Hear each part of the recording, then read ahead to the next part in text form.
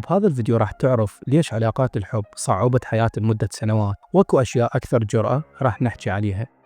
وأخيرا وصلنا لفيديو علاقات الحب. احنا حكينا عن فترة السادس وفترة الجامعة بالفيديوهات السابقة، بس على مود نوصل لهذا الفيديو راح يكون أفضل فيديو بالقناة، وهذا أكثر فيديو طلبتوه مني، بس نفس ما قلت لكم وفعلا طبخناه على نار هادية وهسه خل ناكل. أول شيء لازم تعرف أنه هذا الفيديو صعب على 99% من المشاهدين، لذلك إذا ما قدرت تكمله فهذا طبيعي وأصلا متوقع، لأن هو بطبيعته فيديو ثقيل وصعب، ونقدر نقول اللي يكمله هذا عنده قوة نفسية عالية كلش قد يحسد عليها، خصوصا أنه هذا الفيديو إذا تريد تاخذ 100% من متعته وفائدته فهو متعلق بنسبة 33% الفيديو السادس اللي راح أطلع لكم على الشاشة هسه، و33% فيديوهات الجامعة واللي هم راح أطلع لكم هسه على الشاشة، وهذا الفيديو نفسه اللي يشكل 34% من المتعة والفائدة. وأنا أصلا حكيت عن السادس والجامعة حتى أفرش عالم هذا الفيديو ونحكي بس عن زبدة الزبدة. وقبل لا نبدأ أحب أقول لكم أنه الفيديو القادم هو فيديو عن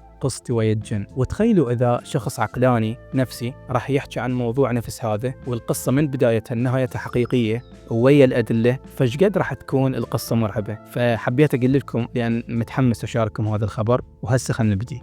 سنة 2015 بالشتاء وتحديدا بالشهر الأول كنا نتمشى أنا واثنين من أصدقائي، واحد منهم اسمه علي بعده موجود وهسه جاي يشوف الفيديو، والثاني ما موجود اسمه حمزة، ويمكن نحكي قصته في فيديو ثاني، فإذا تريدون قلوا. الآن أتذكره خطية، كان خشمة كبيرة شوية، بصراحة مو شوية، خشمة كان ضخم عملاق، يعني خشمة كبيرة لدرجة من كان يتثاوب يسحب الهواء من القارة كلها. فبوقتها الصبح بالتسعة هيك شي من كنا قاعدين وكان الجو بارد كلش، فهو حمزة قال بما إنه الجو بارد فتعالوا دخلوا بخشمي حتى تدفون ونحكي جوا. ففعلا دخلنا بخشمه، أنا مين فتحة اليمنى العفو على الكلمة، وعلى مين فتحة اليسرى العفو على الكلمة، والتقينا ورا 5 دقائق وقعدنا فسولفنا. فوحنا كنا نحكي، قال لي علي انت هم حاسب شعور الحب؟ قلت له من فترة قريبة ايه، يعني اكو بنية انا كنت اشوفها هواي بمنطقتنا فحسيت نفسي احبها. طبعا بوقتها انا كنت طفل، لذلك حتى هذا الحوار مع سخافته هاي الا انه هو كان اسخف، بس هذا الحوار اللي هسه نشوفه سخيف هو التعريف الحقيقي المقولة اللي ما تبنيه ينخفض،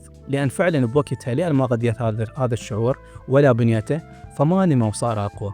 وهسه اريد نبدي باول علاقه مريت بيها، واللي اعرف راح تستغربون انه حسبتها علاقه حب، بس بمرور الفيديو من راح نوصل للموضوع الحب من طرف واحد راح تعرفون ليش هاي تعتبر علاقه حب. بسنه 2018 بدايتها شفت بنيه مشهوره من دوله غير عربيه، وكانت حنطاويه نفسي ونفس مواليدي هم 2001، والاقوى من هذا كله انه اكبر مني ب10 ايام فقط، ولونها المفضل هو السمائي اللي هو ايضا لوني المفضل. المهم فتابعت حسابها على انستا، ومن اول يوم شفت كل البوستات اللي ناشرتها، وبوقتها شركة فيسبوك واللي صارت هسه متى كانت استوى ضايفة الستوريات، فكنت ادخل اشوف ستورياتها، وبمرور الوقت هوب لقيت نفسي احبها. بوقتها كان عمري 17 سنة يعني مراهق، وقام الموضوع يتطور تدريجيا لدرجة اذا اقول لك ما تصدق، بس قمت اغار عليها، واذا اشوف وياها ولد اغار بعد اكثر واقلق عليها. وسنة 2018 عموما كانت سنة برعاية القلق، بس اللي استفاديته انه بنهاية 2018 استوعبت شيء، انه القلق هو استخدام خاطئ للخيال،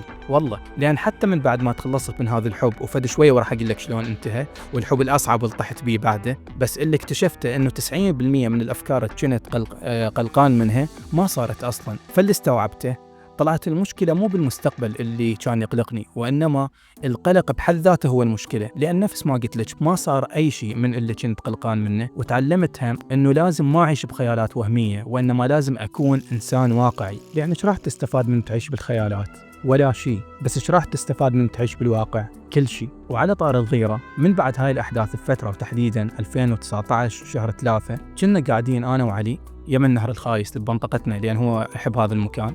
وعلى فكرة هو علي أبوه ميت حسب ما سمع من أمه، بس هو ما مقتنع بهاي السالفة، ويقول أحس أمي ضامة عليه شيء. المهم بعد نص ساعة من قعدتنا هاي أمه اتصلت عليه، فرجعنا رحنا لبيتهم، طلعت تريد منه يروح للمحل يجيب صمون. فمن وصلنا كنا نحكي بالباب، فأمه شافته قالت له تعال يا غلطة روح للمحل جيب لنا صمون. قال لها يمه وينك محل يبيع صمون، ايش هالذكاء هذا؟ قالت له هسه المهم روح جيب لنا صمون. فعلي قال لي يلا محمد خلينا نجيب صمون من ابو الانشائية، واذا ما عنده خلينا نروح لابو الصيدلية بلكي نلقى هناك. فوحنا بالطريق لقينا منو؟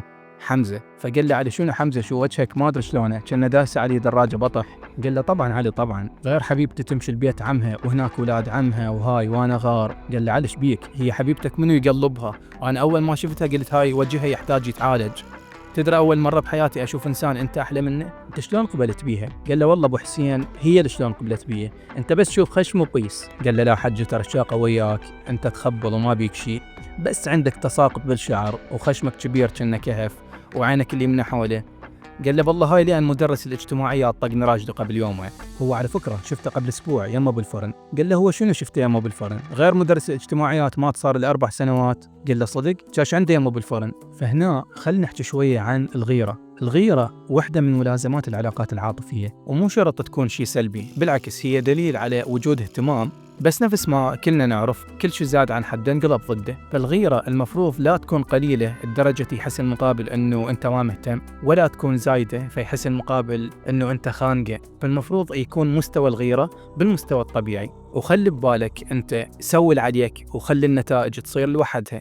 يعني انت اذا مأدية واجبك تجاه الشخص اللي انت بعلاقة وياه، سواء ما قبل الخطوبة أو خلال الخطوبة أو خلال الزواج، فهو إذا خانك فهنا هذا مو غلطك، وإنما غلطه هو والصوت بيه، وانت صاحبة الحق. فصاحب الحق المفروض ما يبوج لأن الحق وياه، انت خوفك لو كنت انت الغلطانة. أما إذا مسوي عليك وهو اجى الغلط منه وتركك وراح لغيرك أو بقى وياك بس كان يخونك، فهنا انت كصاحبة حق بين خيارين، لأن صاحب الحق دائما عنده خيارات متعددة، عكس صاحب الغلط دائما ما عنده خيارات. فيا اما تعاقبينه وتاخذين منه ضمانات انه ما يعيده مرة ثانية، يا اما تتركينه لان بعد ما تثقين بيه، وكل حالة تختلف عن الثانية، فما اقدر اقول لك شنو الصح وشنو الغلط. وبالمناسبة هذا الانستا مالتي اذا تحب تتابعني، وبعد كل شهر اسوي حلقة اسئلة واجوبة، فاذا تريد انشر سؤالك راح افتح باب الاسئلة بكل يوم 29 بالشهر، حتى يوم 30 أو 31 أنشر حلقة الأجوبة،